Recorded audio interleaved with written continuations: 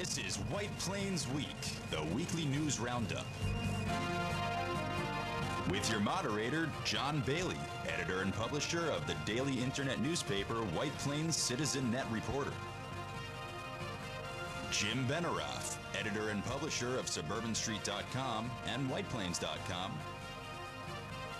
And Peter Katz, noted broadcaster and journalist. White Plains Week. What's happened? Who are the newsmakers? And what's in store for the future? The views and opinions expressed on this program are solely those of the participants.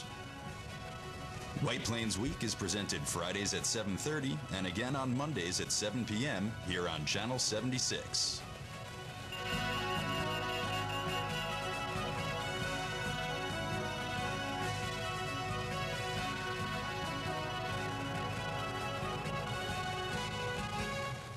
Now, White Plains Week. Good evening, Mr. and Mrs. White Plains in Westchester and all around the world on White Plains Week, the City News Roundup show, and good evening too to you planners and surveyors out there. Count those votes. John Bailey here with the anchor for all seasons, Peter Katz, and my partner of these in the 16th year now, Jim Benerofe, on this program, White Plains Week. And kicking things off, as he does traditionally, Jim Benerofe with this week's headlines. And here are the stories for the week of June 17th, 2016. Shootings in Orlando challenge Congress and the nation. Victims remembered in White Plains. Trump and Clinton campaigns challenged to go to a new level in different ways. White Plains and Parsons Brinkerhoff, their consultant, unveil first looks at transit district makeover. Red light cameras coming. City close to selecting contractor to install system. Superintendent of schools falls ill. Tim Connors returns to pinch hit while Dr. Freed is out. State approves $2 billion for Yonkers schools. Day in colonial White Plains scheduled for Saturday. Summer solstice street dance, 5 to 9 p.m. Tuesday. Thank you, Jim. And we go right to the White Plains Week newsreel March of Time, and that is a shot taken by Roach of the Juneteenth parade that took place last Saturday, and that was before we learned of the shocker of the week the next day, which of course, next slide, is that these are 44 of the 49 innocent people who were killed in a terrible shooting incident at the Pulse nightclub in Orlando. And also, there was another shooting on Friday night where the singer was killed on Friday evening. And Christina Grime, I believe it's pronounced, or Grimey. And I was just... She was a finalist on the NBC program, The Voice. Right. And had a budding career and was on tour, A star actually. to be, already a star. She had a tour, and a person who was romantically infatuated with her.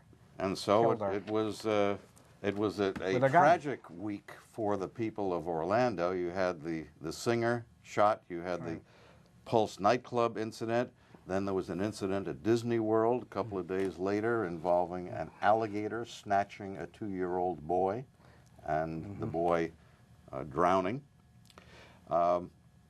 It was something which shocked the nation. And at the Memorial United Methodist Church on Bryant Avenue here in White Plains Thursday evening, more than 200 people came together for a candlelight vigil in memory of those who were killed in the Orlando mass murder at the nightclub, and to show solidarity with the victims' families, the people of Orlando, and the LGBT community in that city. The gathering was organized by the Loft Community Center, an organization serving the lesbian, gay, bi, and transsexual community, which has its White Plains headquarters at the church. About 16 other organizations in the Hudson Valley were partners in staging the event. White Plains Mayor Tom Roach spoke, expressing anger and frustration that after so many terrible mass murders, gun control still is blocked by the NRA and its political allies. The names and pictures of each person killed at the Pulse nightclub were displayed. The Reverend Jeannie Talley led a prayer for the human family. Break down the wall that separates. Unite us in the bonds of love. Work through our struggles and confusion to accomplish loving and creative purposes on earth, that all may live in harmony. In addition to singing We Shall Overcome, those attending joined in the song Singing for Our Lives by Holly Near.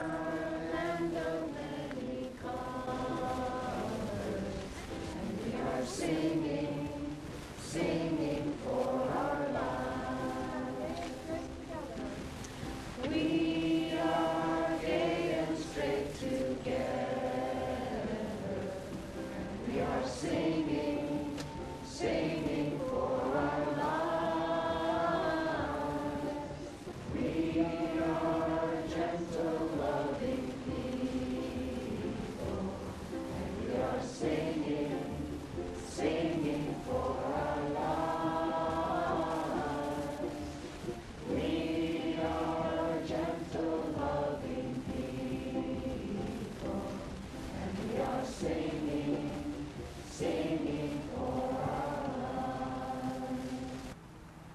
Kevin Eugene Crosby. The name and age of each victim in the Pulse nightclub attack was read, accompanied by a gong and the lighting of a candle. Anthony Luis Laureano Isla, age 25.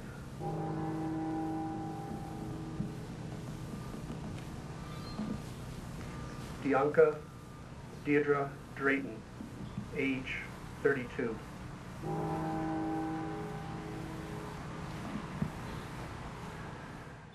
Now, also yesterday, Thursday, President Obama and Vice President Biden flew to Orlando to meet privately with victims' families and survivors. Earlier in the week, the President and Vice President met at the White House with FBI Director James Comey to discuss what has been learned and plans for the ongoing investigation. Comey, by the way, was born in Yonkers in 1960. His grandfather was a Yonkers policeman. And after the meeting, reporters were invited in, and President Obama described his concerns as photographers snapped dozens and dozens of photos. My concern is that we start getting into a debate, as has happened in the past, which is an either-or debate. And the suggestion is either we think about something as terrorism and we ignore the problems with easy access to firearms, or it's all about firearms and we ignore the role, the very real role that organizations like ISIL had in generating extremist views inside this country. It's not an either or, it's a both and. We have to go after these terrorist organizations and hit them hard. We have to counter extremism. But we also have to make sure that it is not easy for somebody who decides they want to harm people in this country to be able to obtain weapons to get at them. And as we speak, it appears now that there has been some sort of compromise on Capitol Hill, and there actually may be a vote in Congress on some first steps designed to make it more difficult for people to get weapons, especially if they happen to be known suspects for terrorism or they happen to end up on a no-fly watch list. We will see. At the same time, in the political campaign, Donald Trump got involved by saying that he would meet with the National Rifle Association and would try to get them to change their position on the assault rifle ban. Well, how about Congress trying to change their position to sort of require a 3-week or waiting period before you can pick up your assault rifle? What is something like what, that? What is becoming apparent is that the causes of the Orlando massacre at the gay nightclub Pulse are complex. It's not simply the weapons problem in the U.S. It's not simply hatred of minorities and others who are different from the way we are. And it's not just terrorism, but there seem to have been elements which combined to create the situation which ended with the deaths of so many people. And it's raising the issue of, if you know something about somebody about to do something, you should tell somebody, because they're going after the wife of the shooter. That's part of it. That's right. And you know, I mean, Jim, what was your take on this whole thing? I mean, well, I think we definitely have to get rid of assault rifles. There is no reason for anybody having one. If they're going to leave that there, then I think there should be a book which shows the picture of the person who has bought the rifle, their address, and every personal piece of information about them, and the picture should be big and it should be widely distributed. So, well, look at that deranged person who killed that poor singer, and all these people. The ages on that video you saw taken by Peter at Memorial Methodist Church. Look, that's what gets you. Whole lives wiped out, futures gone. There are approximately 30,000 deaths a year in the United States because of gun violence. Now, that's the equivalent of approximately 100 Boeing 747s crashing. Now, let me tell you, if 100 Boeing 747s crashed, you would see government You'd take action. them out of the air. You would do something about the way the Boeing company builds its airplanes. So how can we? Well, I always like to point out something. What? There are 440,000 deaths in the United States a year from tobacco, and we have literally done nothing about stopping its production. That's true. There has been a lot which has reduced the incidence of smoking dramatically, and that has helped somewhat. But you're correct. They didn't ban it. They never banned it. You know, in a society where disparate points of view are welcomed and incorporated, sometimes all you can do is take little steps, little baby steps, and maybe over decades you reach your goal. Well, there's a real baby step Congress took by ending that rather short filibuster. Well, there was a Democratic filibuster on the gun issue, and that actually spurred the Republicans to say, okay, let's sit down, let's talk, let's try to do something. Who turned it around. Even if it's just a baby step. Right. So they did.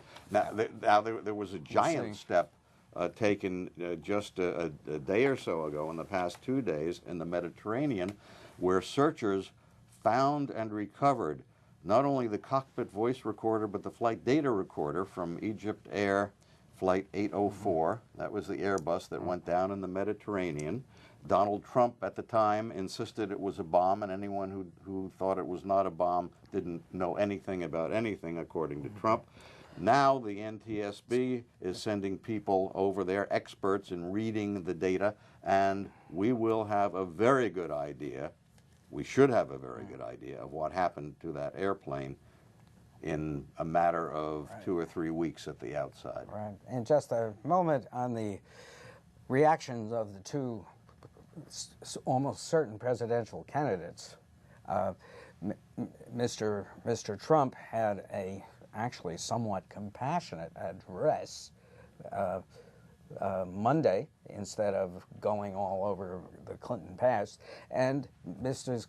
Clinton. Well, he switched. He had announced that he would have an expose speech all about Hillary Clinton, and he dropped that idea and instead talked about the tragedy, the horror in Orlando. And refused to mention the name of the shooters, which I thought was an excellent That's interesting. choice. That's something that Bill O'Reilly on Fox News pioneered, where he will not honor certain But Mrs. Clinton, people. though, came out with a speech. I thought that, well, with a statement. I'm referring to the statement that I saw, and she was pointing out how, hating religious groups or persons who were different from us, it was not the American way. And, you know, she sort of landed on that side of the rational approach to this. Trump does rational work.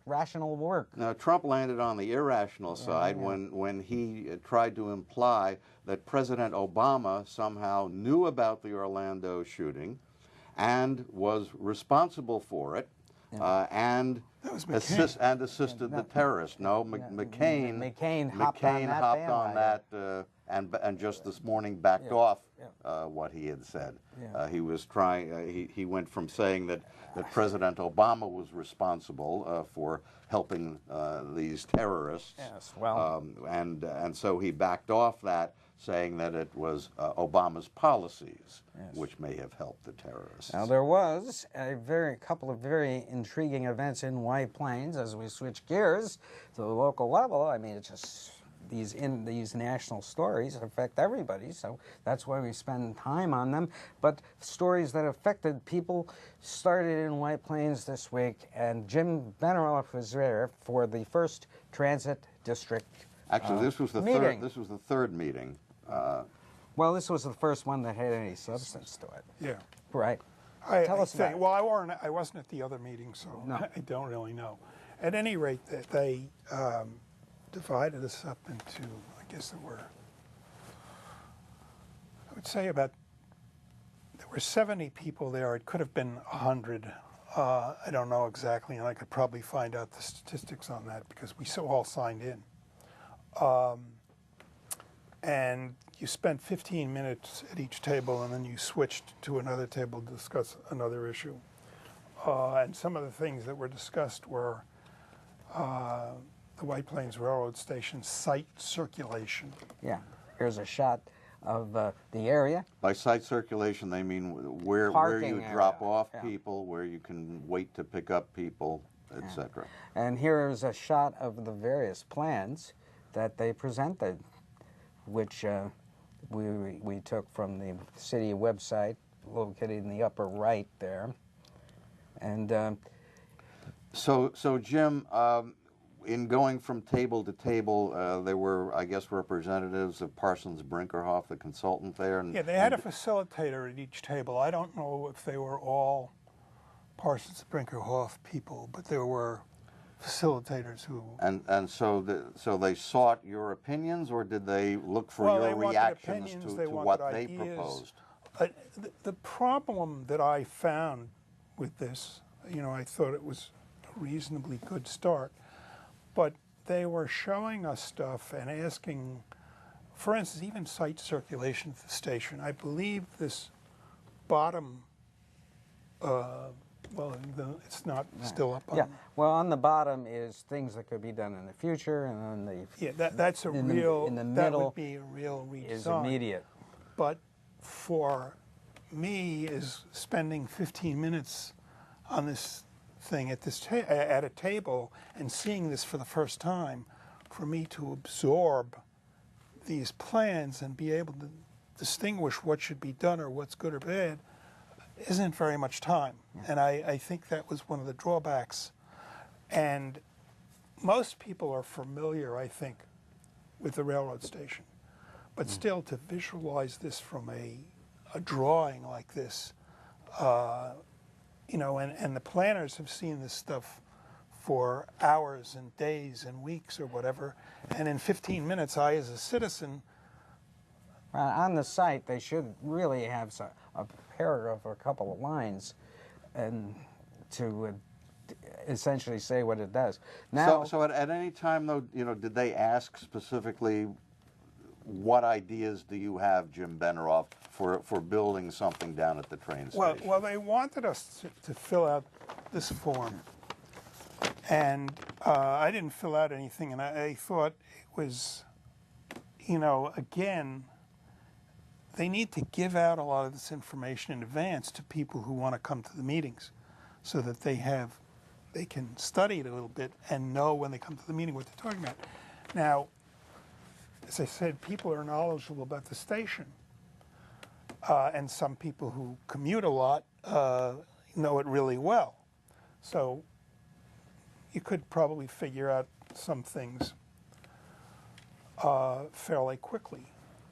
But, But some of the other subjects that they dealt with, zoning and development, pedestrian improvements, bike facilities, let's take a look at some of those. wayfinding, what they call wayfinding,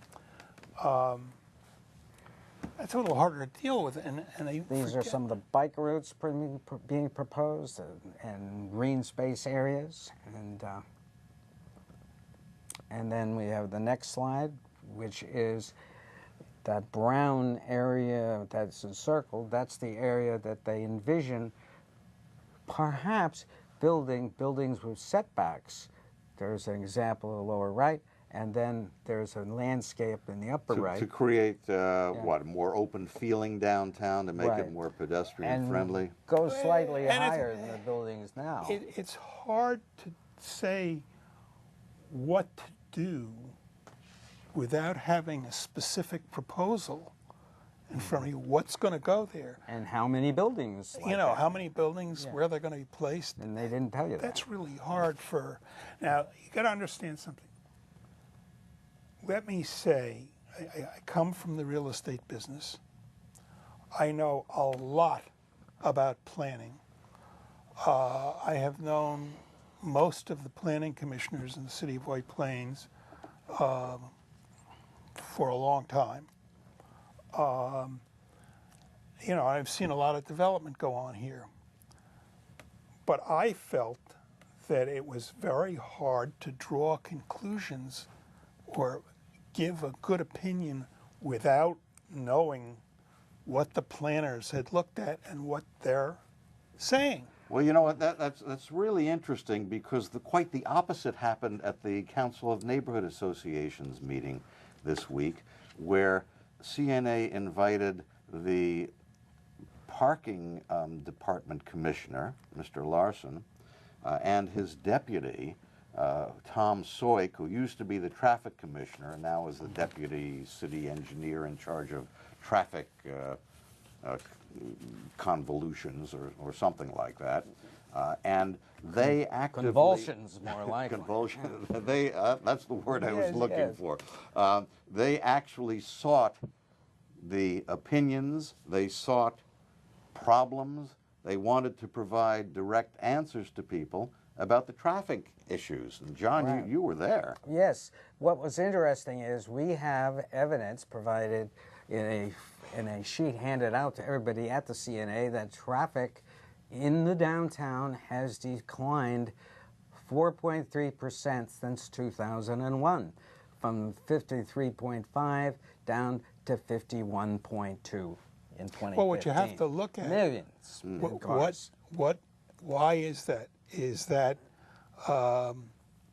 Well, our because population has gone up. Is That's what's it office interesting. rentals Yeah. are off and workers aren't working the way they used to? Or- Is it that people are not coming to shop here because they don't want to get parking tickets? What is happening to cause this? Does that indicate that the city is contracting instead of expanding in some ways? Well, our population isn't. It was up. Population so is the growing. population is up during the 2010 Are census. people shifting away from cars, Right. becoming more pedestrian-oriented, becoming more bicycle-oriented? Maybe. Now, Who knows? I want to say some comments about bicycles, because bicycles really focus on the younger population. I used to bike a lot, and when I say bike a lot, I have a bike that I have at my home in Florida, and the bike has 3,000 miles on it, so I biked a lot. And I can't bike anymore because my balance is no good. Yeah, but So you're saying that senior citizens aren't your bikers? not necessarily. But when you were biking, Jim, did you obey the traffic laws? Now we have the red light pet peeve. cameras. They're going to go ahead with the red light cameras. I That was didn't said at the do- CNA Yes. meeting. Most of the time, I biked on the Bronx River Parkway on Sundays. When it was closed, so you didn't Right. have to. No red And I lights. also biked on the Bronx River Parkway path. So I was mostly, I tried not to. You know, it will be interesting if they put in the red light cameras and then they start giving tickets to bicyclists Well, to run through the red lights. They should. $200. They're supposedly very close to selecting a contractor. Yes, they are. To do the installation of these red light cameras. And there's it's going ahead, and there are 10 intersections, but they were not named. Yeah. There was a bit of an installation over at the school board this week, and we don't really have all the details on this, but John was able to ferret out that they have brought back former Superintendent Timothy Connors, who will be acting superintendent, and apparently the new superintendent, Dr. Paul Freed, in his first year. This is his first year, right? Has some sort of illness. They will not disclose the nature of it, but it's enough. No they statements say, have been made to make it impossible for him to continue working, at least in the short term. Right. Now, Connors has been hired through June 30th, but I was told by Michelle Schoenfeld, clerk to the school board, that they do not know yet whether or not his contract will be renewed in July. That, I assume, that would depend upon what happens with whatever illness Dr. Freed has. Right. So that is to be. We hope that Dr. Freed gets the treatment he needs and comes back, because he was ending the year strong on this whole issue of the Spanish language transition. White Plains Assemblyman David Buchwald had a couple of minor victories this week.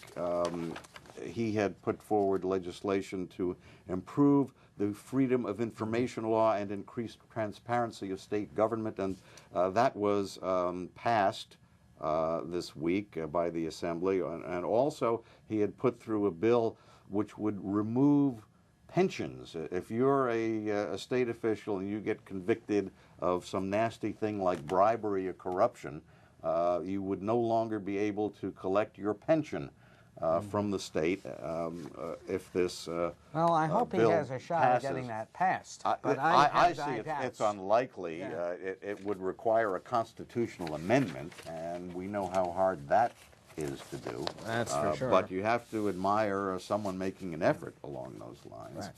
Now, on People to Be Heard this week, which can be seen Saturday night at 7 and then later today on the WhitePlainsWeek.com website. On the internet, also on YouTube. Yes, right. And we interview Michael Gordon, who heads up Sustainable Westchester, in an important program that will really make clear to you exactly how he feels he can lower lower your electric costs and produce more green energy from solar power. Right, and there's also an independence Declaration of Independence reading tomorrow, and they're also going to create a colonial White Plains village on Tibbetts Park Mall, and then next Tuesday there's the summer solstice dance from 5 to 9.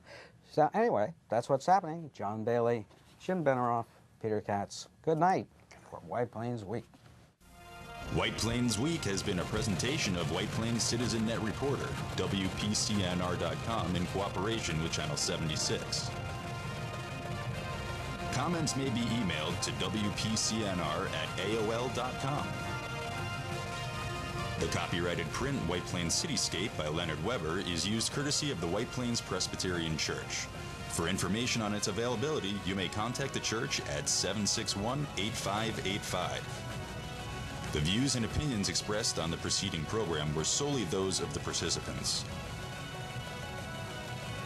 White Plains Week is presented Fridays at 7:30 and again on Mondays at 7 p.m. here on Channel 76. For White Plains Week, this is Seth Benerofe speaking.